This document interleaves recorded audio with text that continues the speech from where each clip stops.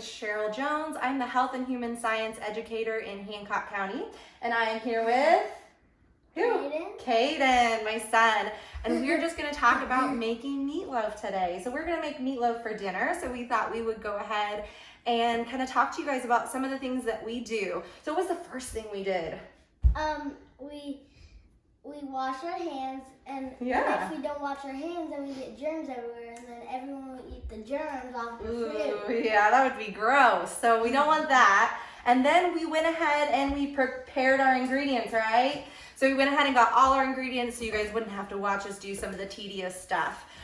So what I have here is ground turkey. We decided to use ground turkey. It's a little bit healthier than ground beef. We picked a low-fat option. And then we have some other stuff here. We have some whole grain breadcrumbs. You got your spoon, you ready to mix? Yeah. All right, so we got some of that. And then we have some peppers and onions.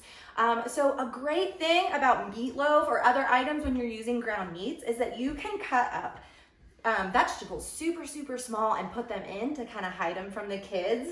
Sometimes kiddos don't like their vegetables. You like your vegetables, don't you? Yeah.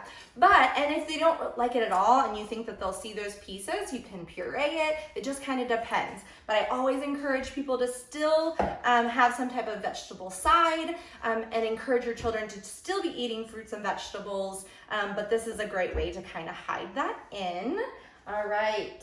So next we're gonna mix everything together. What did I put in first? Well, let's go ahead and put the dry ingredients in first.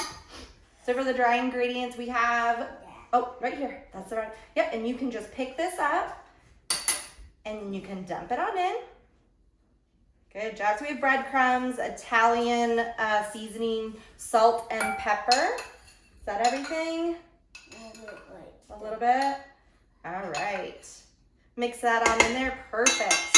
All right, next, how about we do our egg and Worcestershire sauce, which I never say correctly. Go ahead and dump that in, perfect.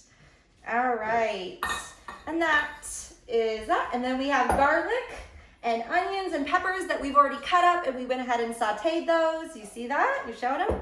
And we'll go ahead and mix that on in there. You can go ahead. All right. So we might need a spoon to kind of scoop that out, won't we? Oh, would you like to try it? So having kids involved in your cooking is always fun for them. It also helps them maybe more likely try the food if you're putting something new in there. Of course, if you're trying to hide the vegetables in there, you're not going to want to have them be involved. Oh, was that on the floor? All right. Well, no, it was on there. On there? Okay, we'll go ahead and put it in here. We're not going to use anything that falls down there, right? All right, so we're going to go ahead and mix this up, and then we'll be right back.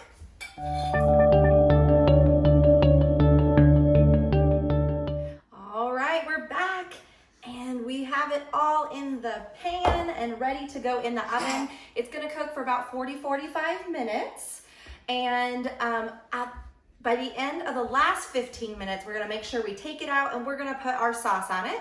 In our sauce, we have ketchup, mustard, and honey all mixed together, but that doesn't go on until the very end, okay? So we'll go ahead and get it into the oven and get our timer set, and then we'll have some yummy meatloaf. We can pair it together with some vegetables or fruit to kind of round out our meals, and that will be it and ready to go, yeah? All right, see you later. Bye.